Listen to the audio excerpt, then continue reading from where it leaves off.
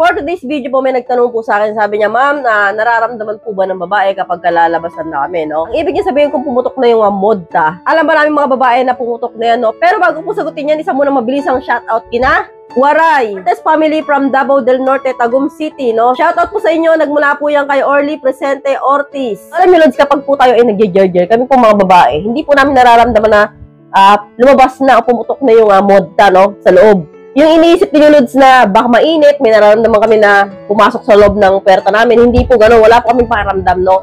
Nalalaman lang po namin na matatapos na or lalabasan na kapag sa bilis po ng bayo. No? Alam po namin yan.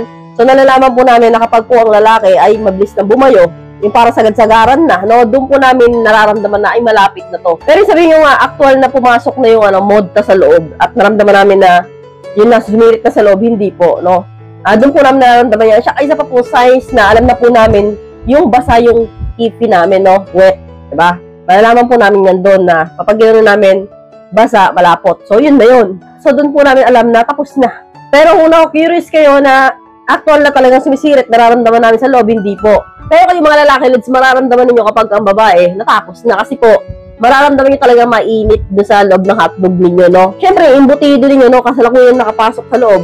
So, mararamdaman ninyo na yung babae, yun na, lumabas na yung modta. Pero sa mga babae po, hindi po namin nararamdaman yun, no? Sino sa inyo nakakaramdam ng ganyan? Alam nyo na. So, maraming mga lalaki ang hindi alam na tapos na yung babae. So, hindi nyo alam na nalabasan na yung babae. So, kaya nga ginawa ko ng video yan, kung gusto po mapanood, hanapin nyo lang po yung sa video ko, isa-isahin nyo lang po yan, no? Bisitahin po yung channel ko. So, hanggang dito lang po tayo mga Lods. I hope you learned something in this video. More videos to come. So, stay connected and see you again to my next video. God bless. Bye-bye!